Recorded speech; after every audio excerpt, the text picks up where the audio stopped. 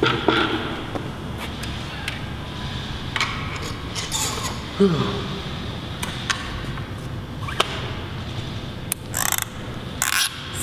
first.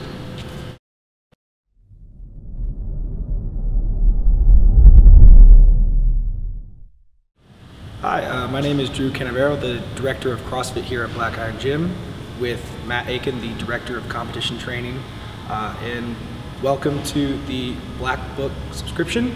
It gives you a little glimpse into our programming that we offer here at Black Iron Gym. For the regular CrossFit classes, you're at the start of what will be a 10-week front squat cycle. The front squat cycle is a standard linear progression. You'll see that the start of the week 1, you have a 5x5 format. Week 2, 5x3. That third week is you're moving to 5 heavy singles. It'll rotate through that same format for the duration of the front squat cycle, with increasing volume and intensity relative to your 1 rep max. So we have Matt here, who's just going to kind of quickly demonstrate the front squat as well as the movement standards. Matt's going to set up to the bar. Generally what we look for in the classes is Matt is going to approach the bar, stand up right close to it, and what we're looking for is that bar to be roughly between sternum and clavicle height.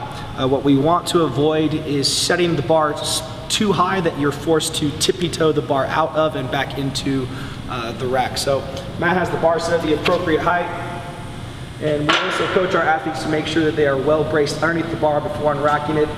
He steps back, keeping those elbows nice and high throughout the descent, and at the bottom, that hip crease is clearly visible below the top of the knee. He's going to hit the front squat for the designated number of reps, and then return the bar to the rack.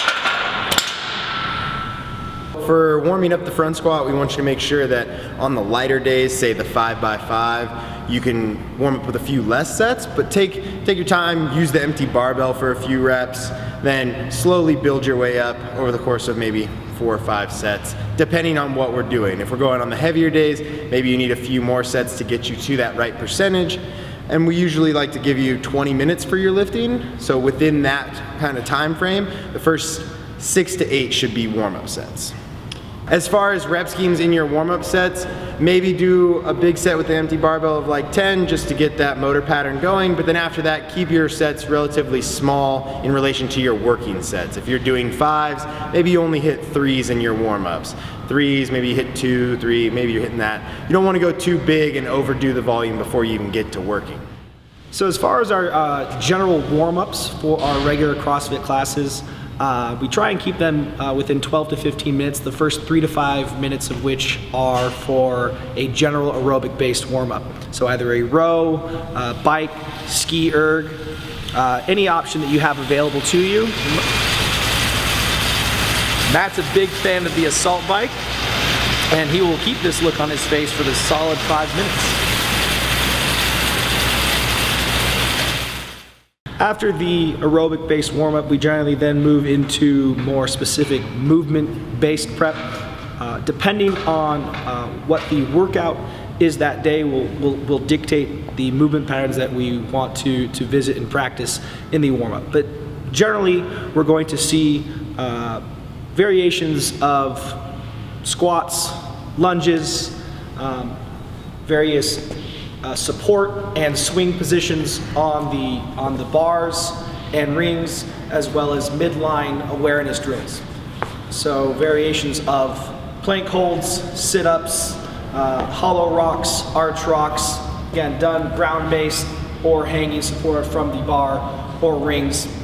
The designation we like to use oftentimes is with respect to tension or perceived effort. I'll go through 2 or 3 rounds of this movement-based warm-up with our general classes and instruct them that their effort should increase in subsequent rounds, but really they shouldn't be any more difficult than really kind of half tension. So breaking a light sweat, getting the heart rate going and the blood flowing, but not a workout. So a few drills you might want to consider continuing to warm up for the front squat if you tend to experience some type of limited range of motion or restriction, bringing yourself into that front rack position. A few of the drills that we incorporate into our classes, we'll instruct them to loop a band, lower on the rig, wrap their hand around the band, pull that elbow up. We cue them to turn their palm to the ceiling and keep their rib cage trapped down, and we want to avoid any unnecessary extension of the thoracic spine. So we tighten that rib cage and we let the band pull that elbow higher. We'll also throw in some contract relax cycles as well, so I'll ask them to kind of squeeze that lat down, 5 seconds, and then relax. Again, letting the band tension pull the shoulder back, the elbow higher, and being cautious not to let the rib cage fly away from the body. If you're doing this correctly, generally you're going to feel this oftentimes in kind of the posterior portions of the shoulder, perhaps in the lat teres, and if your triceps are tight, in the upper arm tricep area as well. Spend about 60 to 90 seconds here and then switch. In addition to that low band front rack drill, we'll also loop the band higher. Have them step back to create some tension in the band. Make sure that shoulder is set back into the capsule. Again, we want to kind of turn that, actually rotate the shoulder, turn the palm skyward. I'll have them bring their other hand up as well, and just ask that they sink their head through their shoulders.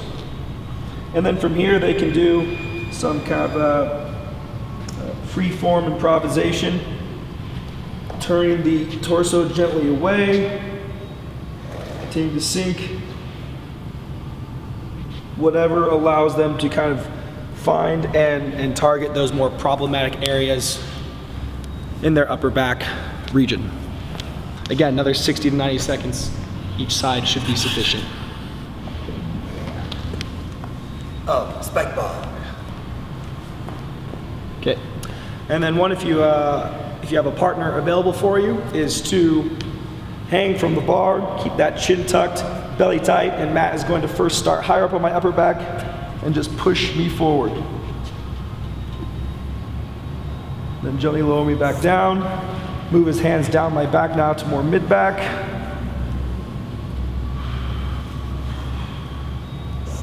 And I'm just going to ask him to do it one more time, because it feels real good. Oh, there we go. And then relax. You get 2 to 3 sets of that. You should feel that rib cage, upper back begin to open up, and hopefully you're able to find a little bit more range for the front squat.